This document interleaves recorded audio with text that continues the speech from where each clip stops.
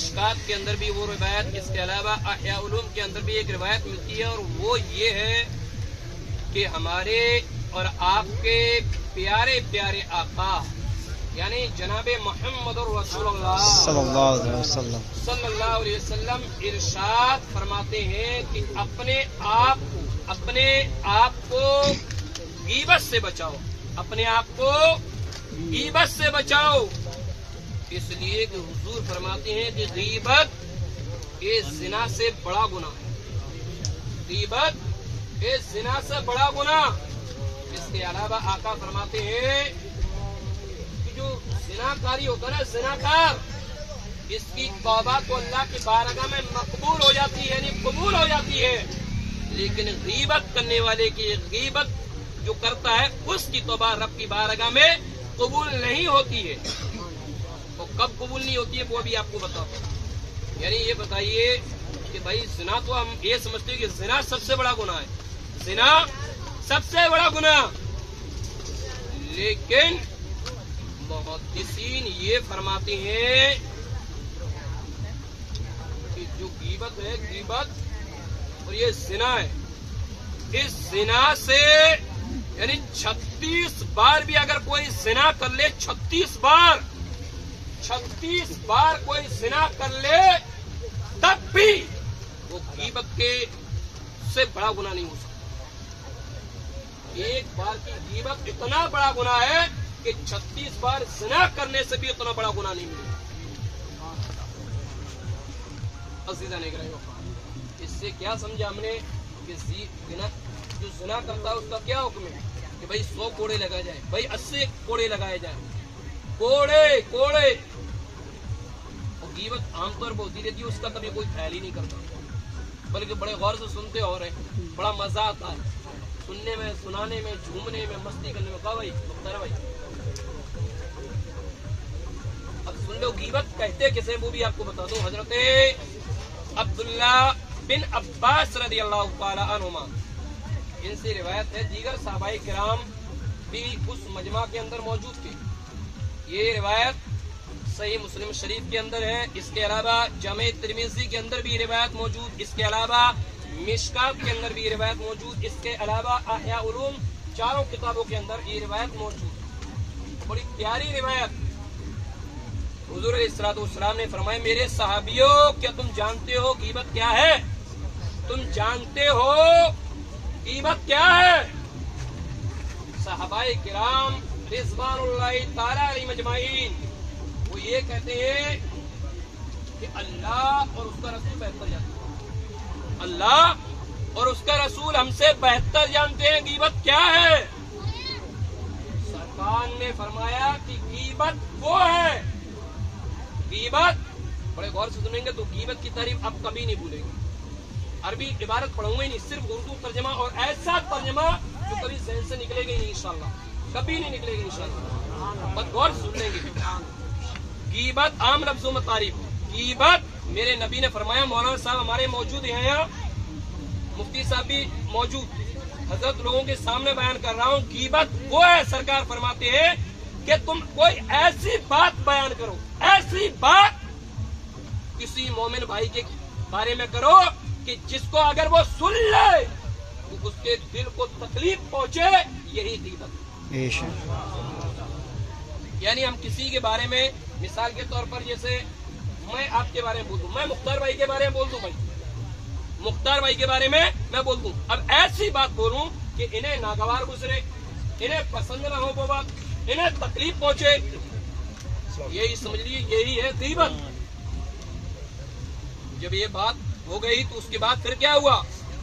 सहाबाए किराम ने अर्ज किया, या रसूल अल्लाह, या रसूल अल्लाह, अगर उसके अंदर ये बातें मौजूद हो तब, भाई बहुत सी बातें होती है ना कि उसके अंदर होती भी हैं, अब होती है तो बोलते, बहुत से आदमी बोलते हैं ना, मैं उसके मुंह पर बोल दूंगा, मैं उसके मुंह पर बोल दूंगा। उसने कहा क्या कहे, मैं उसके मुंह पर बोल दूंगा। अबे ये नहीं देखता, तू मुंह पर तो बोल देगा लेकिन है तो तू भी गुनहगार, तूने तकलीफ पहुंचा तो दी। सरकार फरमाते हदीस पाक के अंदर, मोमिन के दिल को तकलीफ पहुंचाना ये हराम और अशद हराम है। क्यों मुफ्ती साहब? यानी हराम और सख्त हराम। کوئی ایسی بات اپنی زبان سے نہ نکلے کہ جس سے ہمارا سامنے والا بھائی کو تکلیف پہنچے، اس کا دل دکھے، ایسی کوئی بات ہمیں بیان نہیں کرنا۔ تو صحابہ کرام نے عرض کی یا رسول اللہ اگر اس کے اندر وہ باتیں موجود ہو تب؟ میرے نبی نے فرمایا کہ اگر اس کے اندر وہ باتیں موجود ہیں تب ہی تو غیبت ہے، اگر موجود ہی نہ ہو تو پھر غیبت نہیں ہے بلکہ پھر تو ہمت اس کے اندر موجود بھی نہیں ہے اور تم نے اپنے آپ سے بنا کر رکھ لی، اپنے آپ سے بنا کر رکھ لی۔ بابا یاسر بھائی کل کی خبر ہے، اگر آپ نے جو بات بتائی وہ اس کے اندر کوئی اصلیت؟ کل ایک ہمارے بھائی یہاں سے بھائی سہارس نگر کے کل ایک صاحب نے ایسی بات گڑھ لی تھی اللہ قسم تو اس کی کوئی سچائی نہیں تھی۔ یعنی کچھ لوگ تو ایسی ہوتی ہے تھوڑی سی بات نکل جاتی ہے تو بڑی ہو جاتی ہے، بڑی۔ کل تو بات ہی نہیں تھی لیکن اپنے آپ سے بڑی ہو کے آ گئی۔ پھر انہوں نے ہمیں پیش کی، پھر بھائی انہوں نے کال کیا، اس کے اندر کوئی صفائی نہیں نکلی، بولا ہی نہیں۔ تو ایسی چیز ہو جاتی ہے بھائی، کبھی کبھار تو ہوتا ہے کہ آدمی چھوٹی بات تو بڑی کر لیتا ہے، کبھی کبھار تو یہ ہوتا ہے کہ اس کی کوئی حقیقت ہی نہیں، اپنے آپ سے جیسے بچہ پیدا ہوتا ہے نا جیسے اپنے آپ سے بات پیدا ہو جاتی ہے نا۔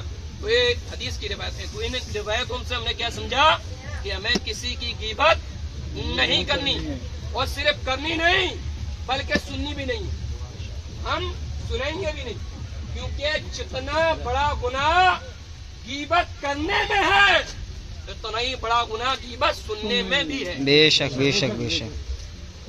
تو ہم کیا قائم کریں گے صرف ایسے ہم اپنے دل، کیونکہ ہم جو علماء کرام جو بیان کرتے ہیں وہ یہی نہیں کرتے نا کہ ان کی جو عوام سنی وہ عمل کرے، وہ عمل کرے۔ تو ہم یہاں سے کیا پیغام لے جائیں گے؟ یہاں سے بھائی ہم یہ پیغام لے جائیں گے کہ ہاں ہم آج کے بعد سے نہ تو کسی کی غیبت کریں گے اور نہ سنیں گے۔ اگر کوئی غیبت کرتا ہے چاہے وہ پڑھا لکھا ہو یا عام ہو اس سے دور ہو جاؤ، اس سے دور ہو جاؤ، کیونکہ ظاہر سی بات ہے اگر وہ کرے گا آپ سنو گے تو وہی گنہگار۔ اب غیبت کرنے والے کا ذرا معاملہ بھی سن لو۔ یہ تو آپ نے سن لیا کہ غیبت کسے کہتے ہیں، سرکار نے منع فرما دی بھائی غیبت نہیں کرنا ہے یا نہیں کرنا ہے۔ غیبت کسے کہتے ہیں کہ کوئی ایسی بات بول دینا کہ جس سے سامنے والے آدمی کو تکلیف پہنچے، اسے غیبت کہتے ہیں۔ لیکن جو غیبت کرے پھر اس کا عذاب کیا ہے؟ ابو داؤد شریف، احیاء علوم، ان دونوں کے اندر ایک روایت ہمارے اور آپ کے پیارے آقا صلی اللہ علیہ وسلم نے ارشاد فرمایا کہ جب میں معراج کی رات گیا تو میں نے ایسی قوم کو دیکھا، میں نے ایسے لوگوں کو دیکھا، ایسے لوگوں کو کہ جن کے ناخن بہت بڑے بڑے تھے، اور بولے وہ اپنے ناخن سے اپنا چہرہ نوچ رہے تھے، بہت بری طرح نوچ رہے تھے، پوری کھال کھچ رہی ہے، خون نکل رہا ہے۔ حضرت جبریل امین نے کہا یا رسول اللہ صلی اللہ علیہ وسلم کہ لوگ جو ہیں اپنے چہرے کے اوپر حملہ کر رہے ہیں، اپنے گوشت کو نوچ رہے ہیں، یہ کوئی اور نہیں بلکہ یہ وہ لوگ ہیں جو دوسروں کی غیبت کرتے تھے، جو دوسروں کی غیبت کرتے تھے، دوسروں کو ستاتے تھے، دوسروں کو پریشان کرتے تھے، دوسرے کے دل کو تکلیف پہنچاتے تھے۔ یہ آپ کی امت کے یا رسول اللہ وہ لوگ ہیں۔ اس سے کیا سمجھے؟ غیبت ایک بہت بڑی بلا ہے، بہت بڑی بلا، یہاں تک کہ ابو داؤد کے اندر آتا ہے، ابو داؤد شریف، اس کے اندر ایک حدیث ملتی ہے مولانا صاحب، اور وہ حدیث یہ ہے کہ جو غیبت کرتا ہو، غیبت چاہے وہ نمازی ہو، چاہے وہ حاجی ہو، چاہے وہ کتنی بھی نیکی کرتا ہو، چاہے روزہ رکھتا ہو، لیکن اگر غیبت کرتا ہے تو ہمارے آقا یہ ارشاد فرماتے ہیں کہ اس شخص کی عبادتوں کو اس کے چہرے پر مار دیا جائے گا۔ جو غیبت کرتا ہے نا اس کی عبادتوں کو اس کے چہرے پر مار دیا جائے گا۔ نیچے پھر روایت آتی ہے کہ جو غیبت کرتا ہے وہ چاہے جتنی عبادتیں کر لے، چاہے مسجد بنوا لے، चाहे जितने नेक काम करवा ले, लेकिन जो गीबत करता है उसकी नेकियां अल्लाह की बारगाह में, उसकी नेकियां, उसकी इबादतें अल्लाह की बारगाह में काबिल कबूल नहीं, यानी अल्लाह की बारगाह में कबूल ही नहीं होती उसकी नेकी।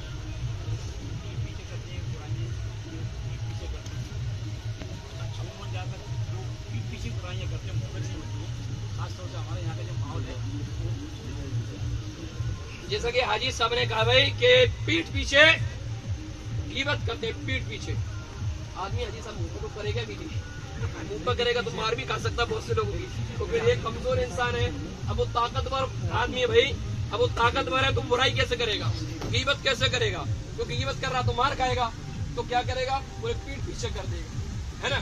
तो पीठ पीछे, अब देखिए गीबत और चुगली में फर्क देख लें आप लोग, हालांकि अपना मौजूद चुगली नहीं है लेकिन फिर भी एक थोड़ी सी बता दिए।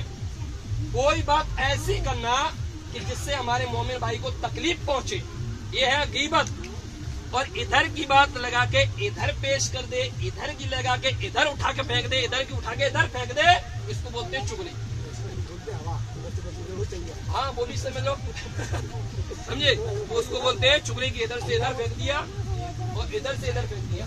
तो इसके ताल्लुक से तो आप हदीस सुन ही रहे हैं, इसी वजह से मैं आपको बता रहा हूँ। देखिए प्रोग्राम चाहे कितना भी बड़ा हो, चाहे 1 लाख खर्चा कर लो, चाहे 1 करोड़ खर्चा कर लो, अगर उस प्रोग्राम जो हुआ उलमाए किराम ने जो बातें बताई, अगर इस पे किसी ने अमल नहीं किया तो वो 1 लाख और 1 करोड़ हमारा बेकार खर्चा है ना। प्रोग्राम का क्या मतलब है कि हम उन बातों पे अमल करें।